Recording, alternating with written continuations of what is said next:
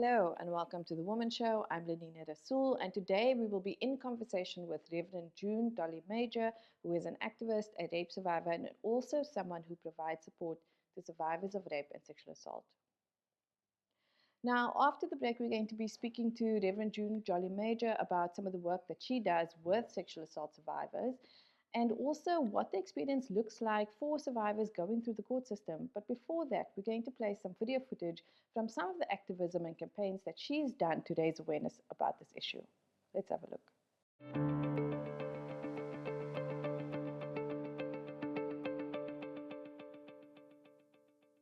Hi everyone. I'd like to speak a bit about my journey the past 3 years in the walks that I've undertaken. So 3 years ago in 2021, God gave me a vision, a 3-year vision, where I needed to walk and certain things needed to be done. So the first year was that I needed to walk from Cape Town in the Western Cape to Makanda, which used to be known as Grahamstown in the Eastern Cape, a journey of 902.8 kilometers. So in faith, I packed my bag. I knew the journey was tough. I didn't know how I was going to make it, but God said go, so I was going to go, and I knew He'd provide. People said I was crazy. I didn't have any money, no accommodation, no safety vehicle to drive behind me. In faith, another rape survivor, Celestia, decided to go along and believed that God will provide, just as I believed, and that happened. So we packed our bags, prepared the route plan, 902.8 kilometers, 41 days of walking. And people thought I was crazy. And literally the day before the time, literally the day before we were to depart, a vehicle became available, as well as a couple who would drive the vehicle for us. And God just provided. People offered up the place for us to stay in their homes. Others booked accommodation for us. Our food was covered. Petrol for the safety vehicle to drive behind us was covered, as well as a stipend for the driver. And that was just phenomenal. And I remember the second day already of the walk. My feet were covered in blisters. It was it was oozing, it was bloody, it was painful. I was in so much pain. And putting my tackies on, it was just so painful. And it was so easy for me to just say, I give up. I'm not far from home. I can get in the safety vehicle and go back home. But remember that rape is bloody, it's painful, it's hurtful, it's just all of that and more. And the message I needed to go, that we need to push through that pain, because at the end of it all, we can come out victorious. I needed to push through the pain. Quitting should not be an option. So often when we are raped, suicidal thoughts comes our way. Many cut themselves, self-mutilation. Others turn to drugs and alcohol to numb their pain. Others become over-sexualized, and others are completely turned off from sex and relationships. But suicide is always an option. Giving up is always an option. So I needed to show everyone, every rape survivor, that even though rape is bloody, it's painful, it's hurtful, we needed to push through that pain to come out victoriously on the other side, that there is life beyond rape, that rape does not define us, that it's not our shame, not our guilt, but it's that of the perpetrator. And the theme of the walk was try walking in my shoes, the shoes of a rape survivor. Take care, God bless you, I love you, but remember that God loves you so much more. Bye-bye.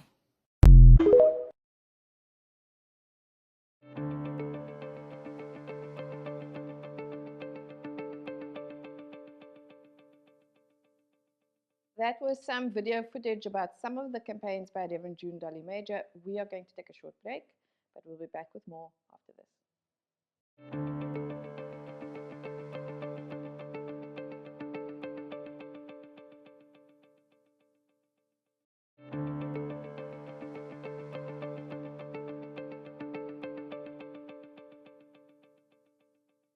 Welcome back. You're still watching The Womxn Show, and today we are speaking about activism and advocacy around sexual violence. And joining us in studio again, because we've had you here before, is Reverend June Dolley Major, who is the founder of the movement #SayHisName and co-founder of another organization, Walk in the Shoes of Survivors. Reverend June, welcome, and thank you so much for joining us. Thanks for having me, Lenina. So, June, we have had you on quite a few times. We've spoken about certain aspects of your own history and your own case with sexual violence, and then some of the work actually also with Say His Name. But for those who might have missed those episodes, I thought we could just get a history of yourself and your journey into activism. Okay, so for those that don't know, I am a rape survivor myself. I prefer to be called a wounded healer. And and so based on my own experience of rape and when I reported the matter, I didn't know then what I know now. And so because I wasn't educated and clued up with regards to the laws and the acts and the rights of a survivor, my case just went sideways, and I'm still fighting for justice. Because of my personal experience, I felt that no one else should go through what I've been through. So I educated myself. I studied up with regards to the rights, the acts, the laws, the amended acts, etc. And out of that, I have a justice page, and hashtag Say His Name campaign was born out of that, where I now assist people, educate them with regards to their rights, help those whose cases have been thrown out to get it back on the court roll because of various reasons, but also offer counseling services to them at no cost because trauma counseling is so vital. And if you don't get that counseling, you turn to other triggers and your trauma responses become self-destructive, or you can even become a perpetrator yourself. Thank you for that. I want to ask you actually, just because you brought that in, um, that your case is still ongoing. And so one of the things we had spoken about, prior to this was how long cases take. And I'm always saying, and what we discuss here on the Womxn Show, is that people don't realize there'll be these headlines to say something really bad happened and someone's been arrested, and then the story drops off. We don't really see the long-term journey that survivors have to walk through. So maybe you can just tell us something about what you found in terms of what that looks like. Okay, so I went very public with my story because of that. We don't know what happens, and people think you've been raped, it's a once-off thing, move on, get over with it. It's not, it's a lifetime process. So I was silenced. I could not speak about it. When I eventually reported it, it's going on for 10 years, 10 plus years now, and it's not even seen a courtroom yet.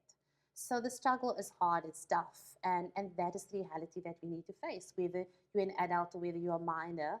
The court case runs out, and when it eventually does reach the court, then you of course have postponements and it's more delays, and that in itself is traumatic.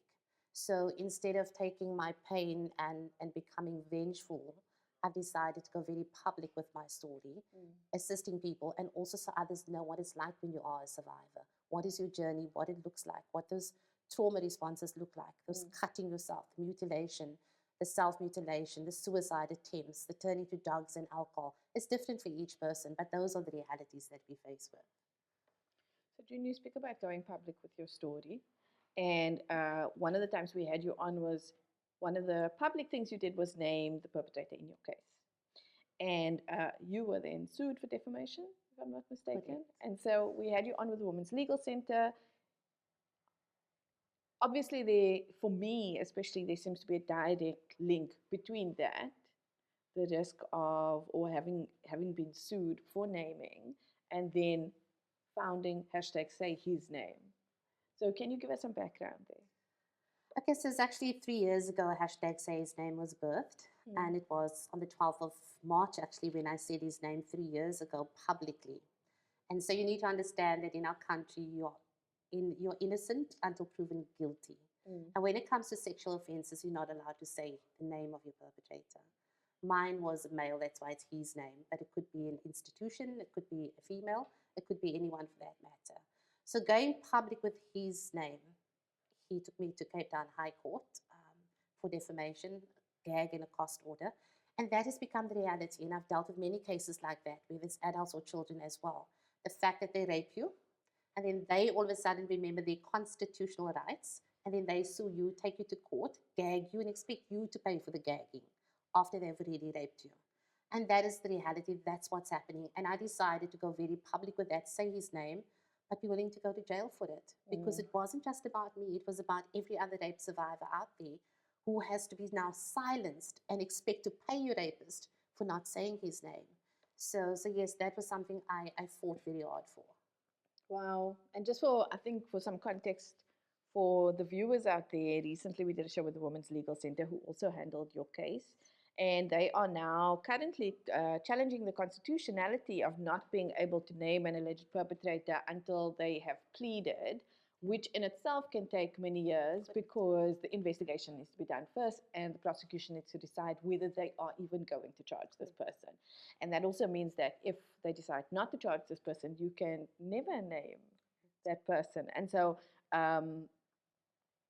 your case was a huge link in us getting to this point. And also, again, for context, I have to say, when they explained it to us, they said that this clause of not naming is limited to only two crimes. One is sexual assault, the other is rape. Whereas with murder, kidnapping, theft, etc., you can name the alleged perpetrator before they have pleaded, as we see in news articles all of the time.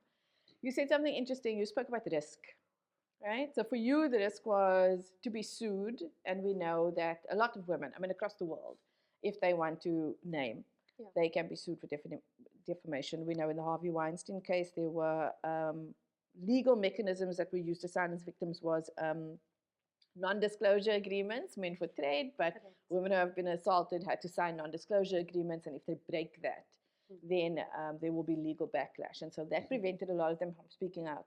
But when you and I spoke before the episode, you also said something. You said, I am willing to go to jail for this. And so I wanted to ask you about some of the backlash that you've received and some of the risks that you face to be in a position or to run a campaign where you are naming people. Yeah, so there's huge risks. Number one, my life. My life is always at risk. So I don't tell many people where I physically live because I'm naming rapists, I'm naming perpetrators. And so that's always the risk that they will come after me. I've received numerous threats from the family members, from the perpetrators themselves. And the other risk, of course, is going to jail because at any given time, they can sue me and I can be arrested. That is the one thing I will go to jail for, and I am prepared to go to jail for.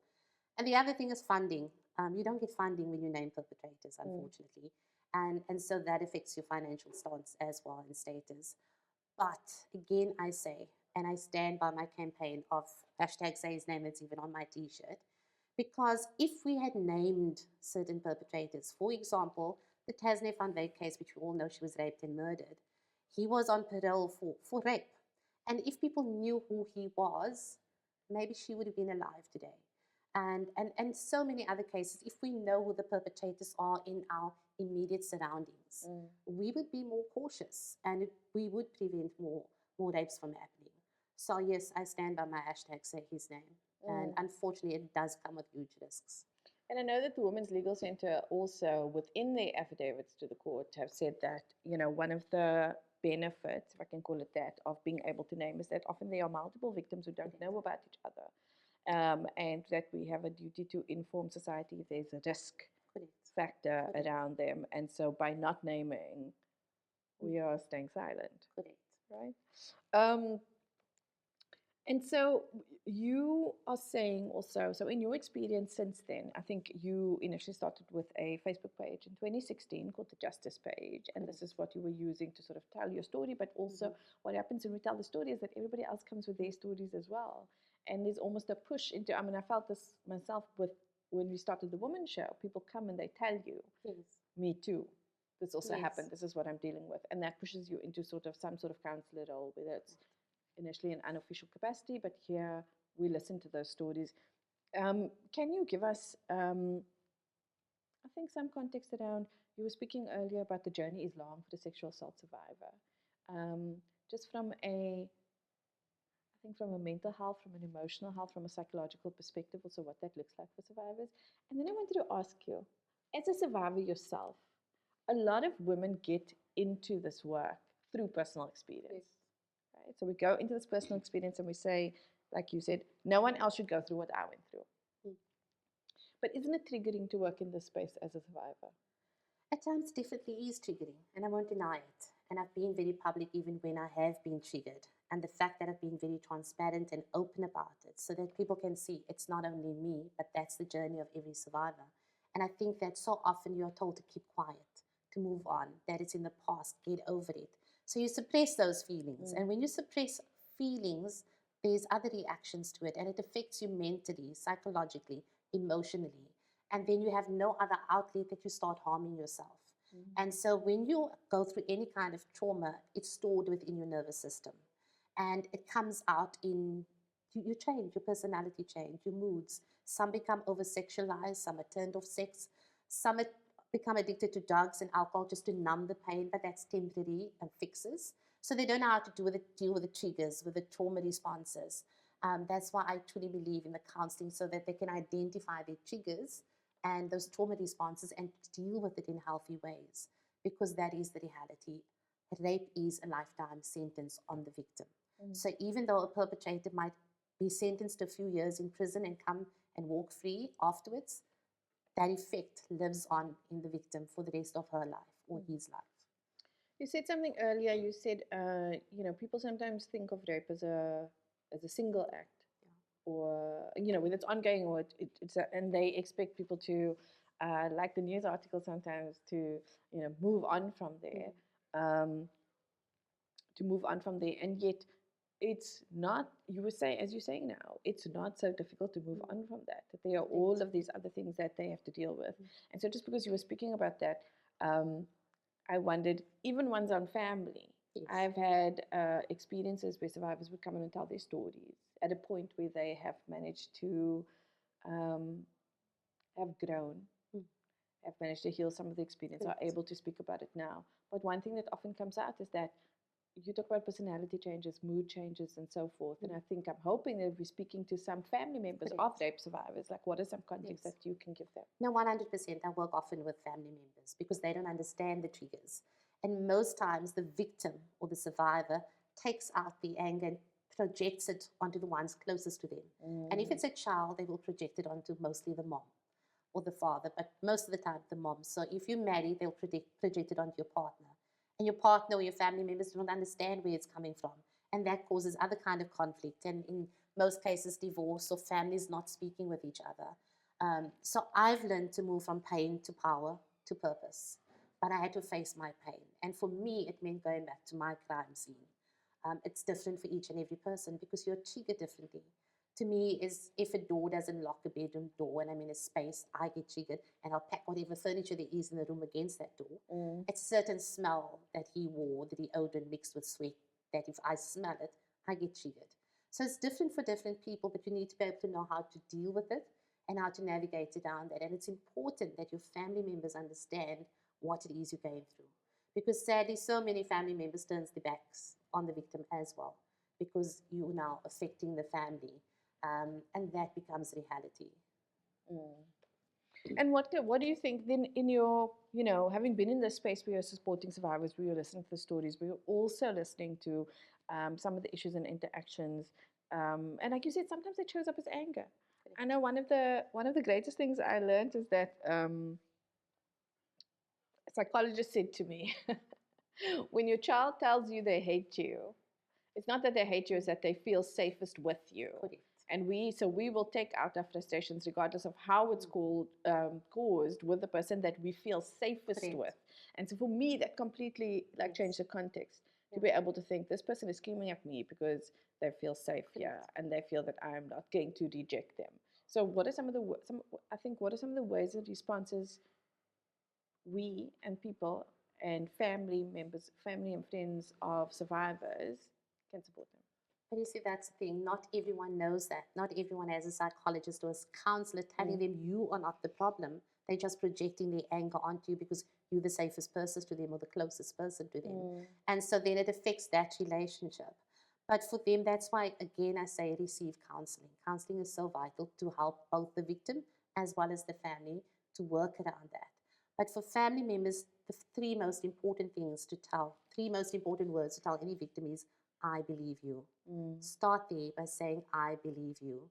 Make the person feel safe to talk with you, because the person's not always going to feel safe speaking to anyone else. And when they do lash out at you, understand that it's not you. You are not the person that they're lashing out against. It's like a punching bag and you've become that. However, you do still have to set boundaries because the victim cannot stay in that position where he or she uses you constantly as the punching bag. You have to set those boundaries, and when the person is calmed down, you need to sit down and say, listen, I understand how you're feeling. but let's work through these issues, so that it doesn't become manipulative towards the end, but there's no healing for the victim or the family members. So both need to understand where the one is coming from, and work through that together, or else it can become toxic. I know, and this is out of context because it's not, as a survivor, but one of the things I've taken to telling even my daughter is that I am also human. Correct. Right? Correct. Because that's important. And I that's say those words. important, I'm a yes. human being. I also have feelings. I also Yes. have bad days. I also get frustrated. I also need respect. Yeah. But not in that moment when they may be having that lash out, because they're not going to necessarily hear those words. So once the person is calmed, you need to make very sure that they understand that I'm not the one that hurt you. I'm the one that loves you. I'm the one that's here for you, and work through that. And those are really good. I mean, those are really good statements. Yeah. Something to say. Yeah.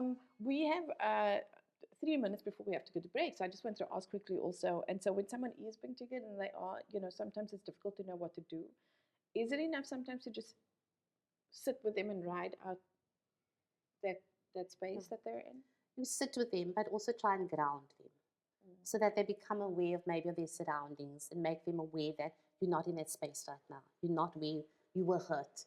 You're with someone that loves you. You are safe. So you try to ground them, make them aware of what they're around, let them even name what they see. Try to calm them down, let them breathe deep and, meditative breaths and stuff, but try to ground them. I think that's really useful. And just also want to say those are some of the tools that I pick up when I'm leading mental health things. So if someone's having a panic attack, for instance, or someone's panicking about something, I love that you said look around the room and just name it and bring you back into the physical environment. I know one of the things I often see is take off your socks and shoes and just feel your feet on the ground. Yeah, and that's perfect. And those are some of the things that you teach them to deal when they are triggered, deal with. So like you feel, you smell, you see, your sounds, you use your senses to ground yourself. And that is so important. Bring you back inside your body. Exactly. Okay. Reverend June, we need to take a quick break, but we'll be back with more after this.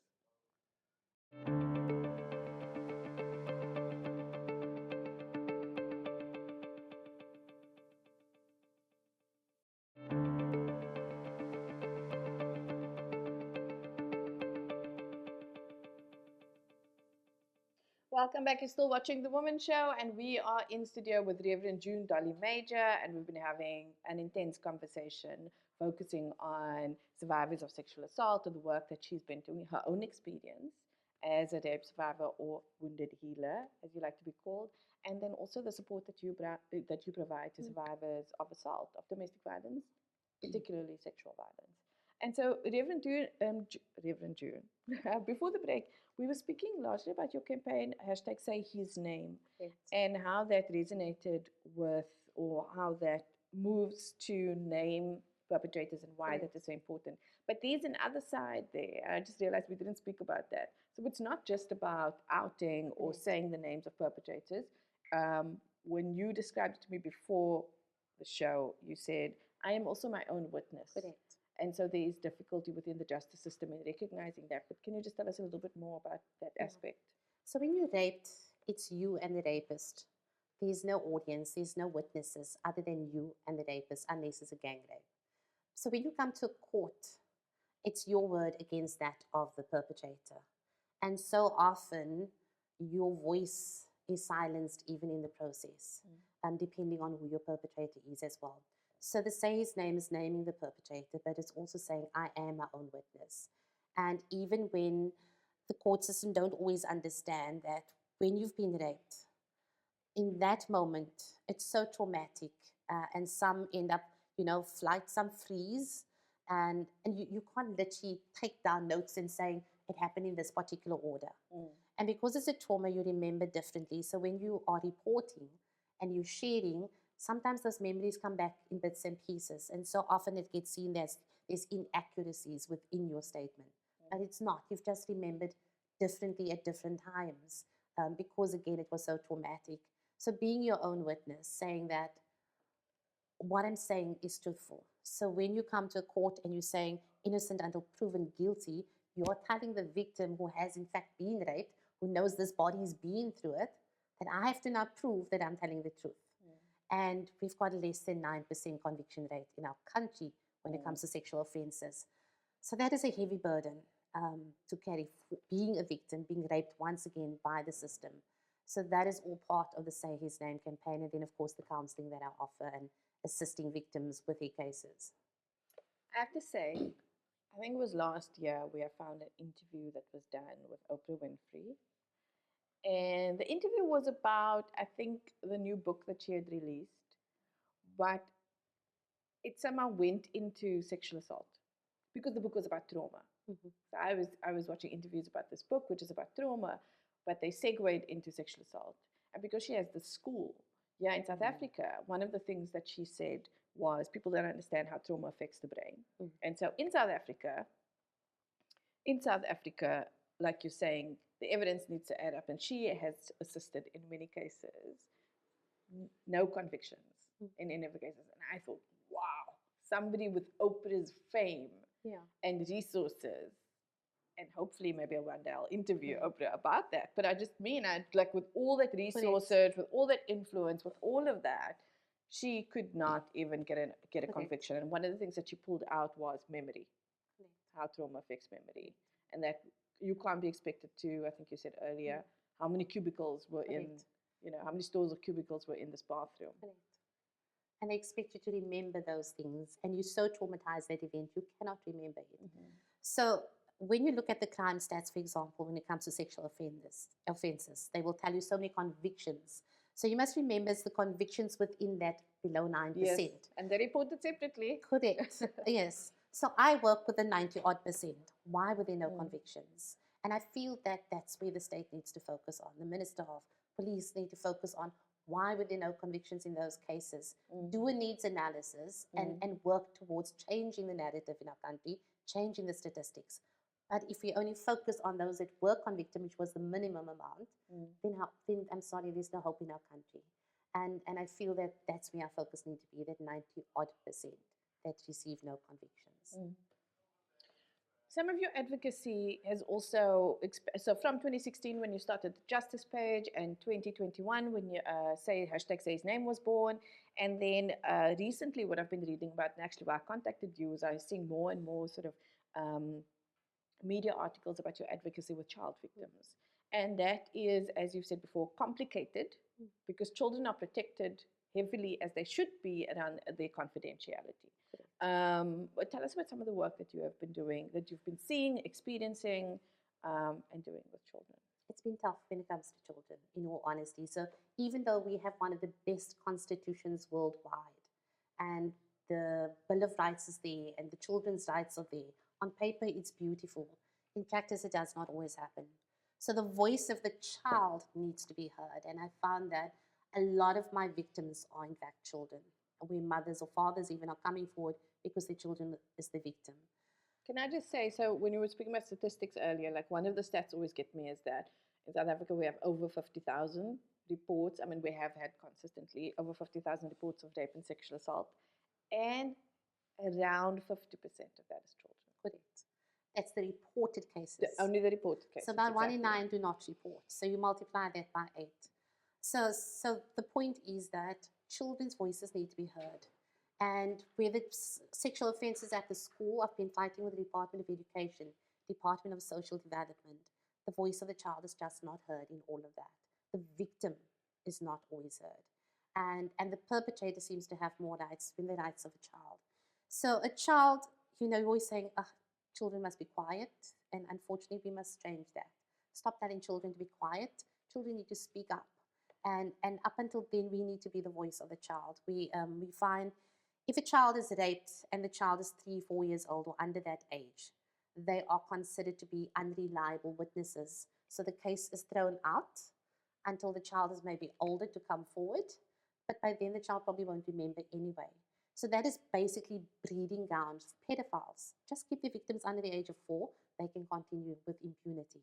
The other thing that's been happening is that when the victims are 11 years old and younger, the prosecutors are saying, you're too young, we don't want to put you through this trauma, so we're going to just hold on there, take it off the court roll, the perpetrator walks free again, and what message are we sending to this child? So the perpetrator walks free, the child can come back when the child is older. I have mothers crying by me and saying, this cannot happen. My child is traumatized now. My child feels that I have failed her or him, and we need to fight for this child. We want to continue with the case. We don't want the child to take a break for a few years and then come back and be re-traumatized again. We want to deal with it. So these are the things that's happening. I've had cases of children at the school, at primary school level, where the perpetrator is also primary school, a learner, and nothing happens. The focus is on the perpetrator. And whereas the victims are just left by the wayside, and even though they say they offer counseling, nothing happened. And then the child, the victim, has to move to another school away from their place of safety. The victim is once again punished. That's how the victim feels, that she's punished for speaking out against this particular rape or attempted rape or sexual offense, and is now been placed in a different school, a different environment, and re-traumatized. So in one particular case, this child told me, I wish I never said anything, then maybe I wouldn't have been taken out and being punished. And the child is not to blame. And again, the voice of the child is not being heard. Reverend June, we speak a lot about different gaps in the system, and they are there. They are clear and they are evident, and we know about a lot of them. We only need to look at the statistics to see perhaps not how things are not working, but where they're not working, where we need to focus resources on. However, resourcing is such a problem. And so often when I speak to especially activists and people who are advocating on the ground, who are working directly with parents, who are working directly with survivors, who are working directly with the institutions, you are filling a gap for lack of resources. Counseling, court support, etc. Financially, sometimes also, just to get to court and so forth. What are some of the gaps that you see as an activist working on the ground, being there, filling in this, is there a need for court support that's not happening? Is there a need for more social workers, for more counseling? Do these things just not exist? Or is there not enough of it? It's just not enough, in all honesty. So let's start at the beginning. You report it to SAPS. Most of the times, the person in the charge office does not know the rights when it comes to, and they don't know the acts themselves. So you already failed right there. And if they fill in that form incorrectly, if they take your affidavit incorrectly, and if they mess up there, then your case already don't stand a chance. As far as social work is concerned, we need more social workers. We need more counselors. Court support is so important. So you go into court, whether you're an adult or whether you're a child, you have to face your perpetrator. You're extremely traumatized. There's lots of funding available for offenders, for programs within the prisons. But what funding is available for the victims outside, in their own prisons outside? And so you come there and you face your perpetrator. You have to talk about your trauma, about the rape or the murder, whatever it was, or the sexual offense or domestic violence. You face them. You have to relive that trauma. And there's no support for you. There's no counseling for you. So that's why I don't see it. I see court support as just court support, but it's support for the family to offer counseling, because now they are triggered and you have to be there for them. And you see them falling apart, crying, shaking, many times suicidal after being at court. And you have to be there. So those things need to be looked at. No, I hear you. And so filling some of those gaps there, when we think about, one of the things that I thought about when I was reading the articles about your advocacy with children was that sometimes when things happen within schools, and I've gotten queries like this as well, what do we do when something happens at school between two pupils? And there always, sexual offenses are so complex. So we know in tertiary institutions, they have their own policy for how that goes. They have campus police who will deal with it. So you might not necessarily deal with SAPS, although you could. Religious institutions, similar thing, right? So in-house versus, reporting it to the police. And then with schools, there's also sort of a pathway there. What is there, if a child experiences something like this at school, I want to ask, what is the way forward? What's the best next step for someone to take if they hear about something like this? It needs to be reported, bottom line. But sadly, again, the systems don't work with each other. They work in isolation. And the worst case scenario is that if the perpetrator is 12, under the age of 12, because the age for criminal capacity in our country is 12. But we don't realize, and so that perpetrator then gets all the attention. But we do not realize that irrespective of the age of the perpetrator, the effect is the same on the victim. And so we need to, and then again in that setup, if it's in a school setup, for example, most times they keep the perpetrator at the same place, the same school where the victim is. Now, if you're an adult and you go to a courtroom and you've laid a charge against someone who has raped you or attempted to rape you, part of that person's bail conditions is that you can't be in the same geographical area as your victim. That's for adults and stuff. But now you come to a school environment, those rules are not being applied. If the perpetrator is at school, whether it's primary school or high school, and the perpetrator is also there, the poor victim is subjected to being in that same space with that person 5 days a week for the rest of their schooling career. And that goes against anyone's constitutional rights. And that's what I'm fighting for. Oh, wow.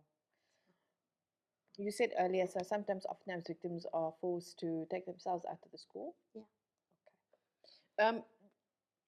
And when you say it needs to be reported, should they go?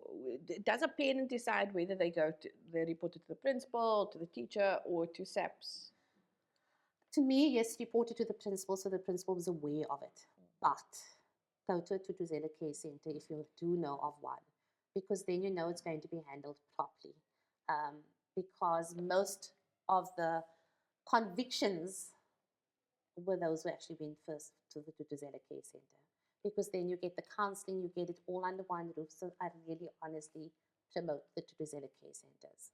And if you go to the police station and they say the child is too young or the perpetrator is maybe an educator or whatever, a person in position is a first-time offender, nothing's going to come of it. That happens when you report as well. They need to insist on having the case taken and speak to a station commander or higher up if needs be. We've had Mosaic on before, I've spoken about the Thuthuzela care centers, but maybe you can just expand what they are for people who might not have heard about it. Okay, so the Thuthuzela care centers is a one-stop hospital center, medical center, which is the NPA model, a National Prosecuting Authority model. So if you've been raped or abused, and now if you go to a normal hospital or a doctor, you wait for a very long time if it's a public hospital just to be seen. So you sit with all that inside of you still, so you wait a long time, and then they do the rape kit for you. Then you have to wait a long time again to see a social worker, wait a long time for medical, for your medication, etc. But it's all under one roof at the Thuthuzela care center. You come there, the doctor will see you, or the forensics nurse will see you. You get your counseling, they do the rape kit. They phone the police, who will then take the statement there. So you don't even have to go to the police station.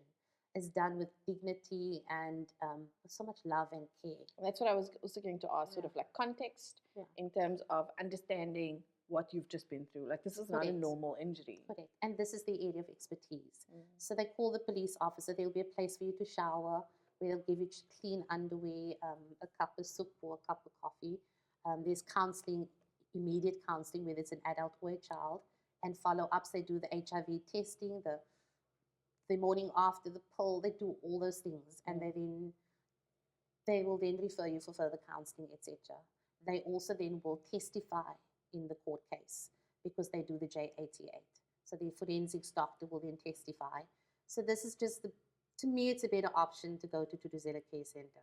And just to say also, from what I know about the Thuthuzela Care Center, you don't have to report if you are going there. So you can still go to the Thuthuzela Care Center, get the care that you need, and then choose not to report it, because victims aren't forced to report. Yeah, and there's no cost involved. So if you can't afford to go to a doctor or something, there's absolutely no cost involved. June, I want to ask you just before we go, because we don't have a lot of time left, but there's also, we've spoken quite a lot about cases that drop off, about the low conviction rate, about the other 90%. So the other 90% of victims who didn't see justice, but also perpetrators who were allowed to walk free. I always find, when I first heard that statistic, that now you have to go through a journey of healing of some way, shape, and form or sort, not having had justice. Right? The Medical Research Council also did a study on it, on the rape patrician. I think this was 2016. And they actually found that a lot of those cases are cases that were being investigated but dropped off, or victims dropped the case because it took so long. Correct.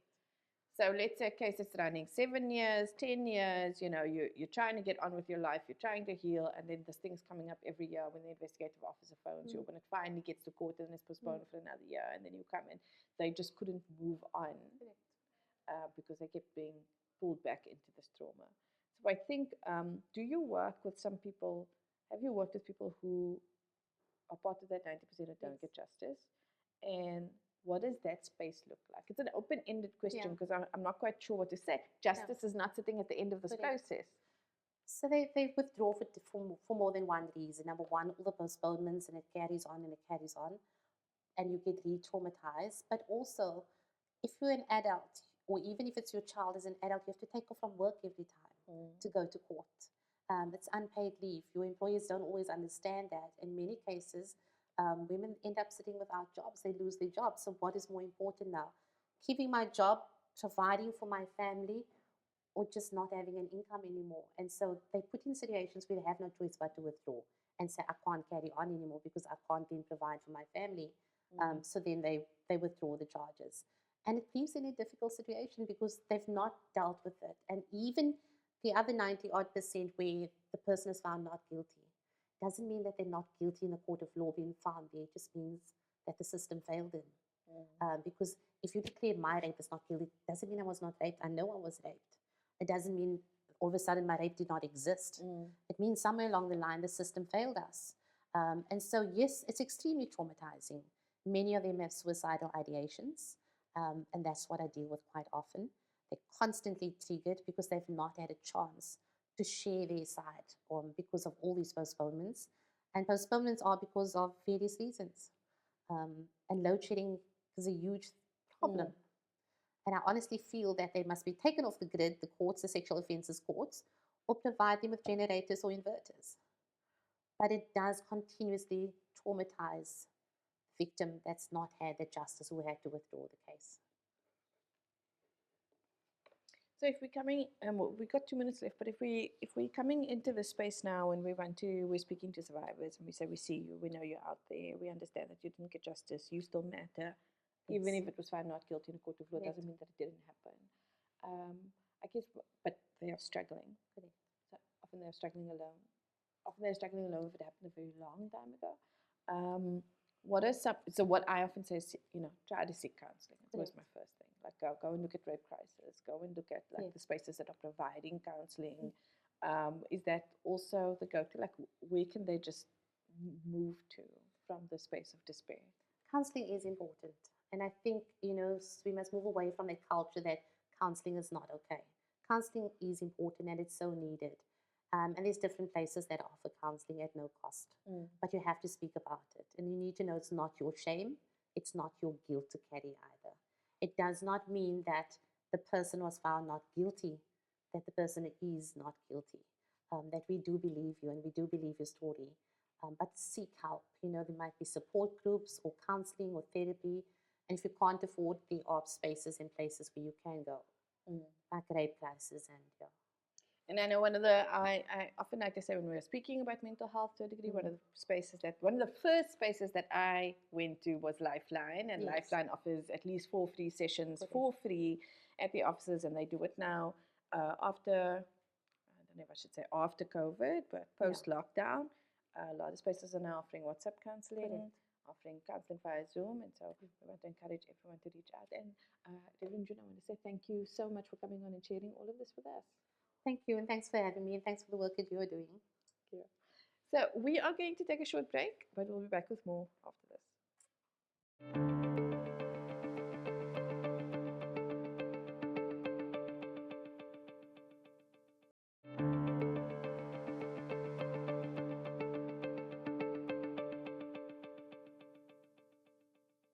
Welcome back. You're still watching The Womxn Show. And before the break, we were having a really intense conversation with Reverend June Dolley Major about the work that she does with survivors of sexual assault and rape, and also what the lived experience is for survivors who are going through the court system and how we can better support them.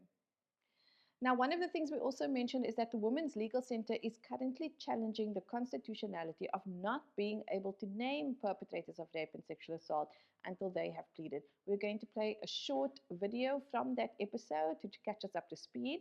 Let's have a look.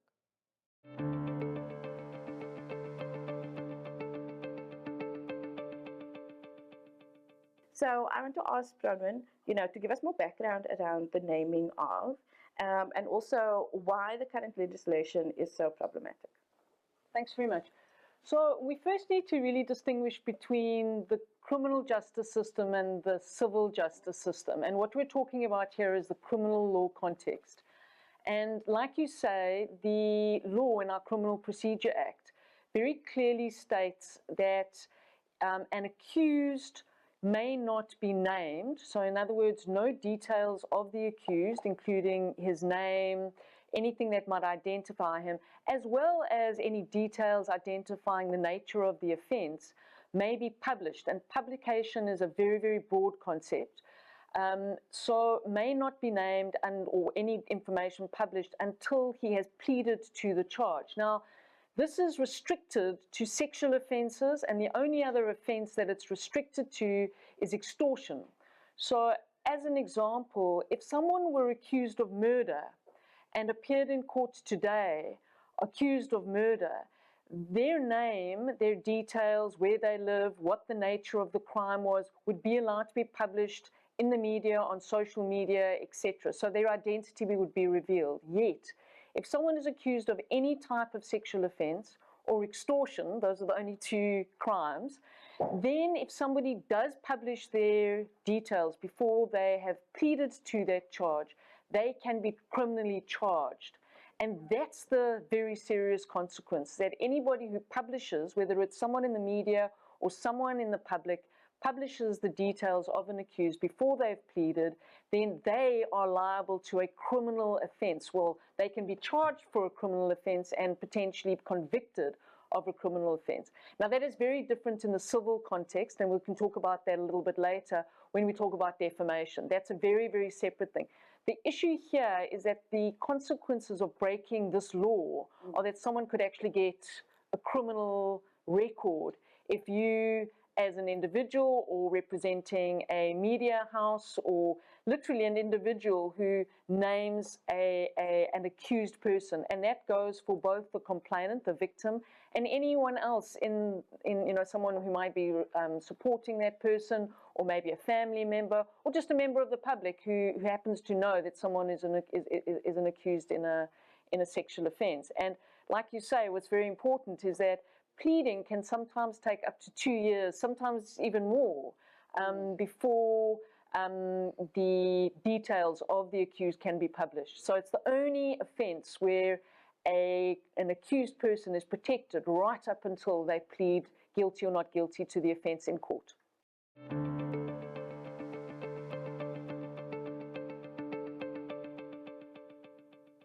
That was a short video from a previous episode with the Women's Legal Center speaking about how they are challenging the constitutionality of not being able to name perpetrators of rape and sexual assault until they have pleaded. And that is all we have for today. Thank you for joining us. I'm Lenina Rassool. Goodbye.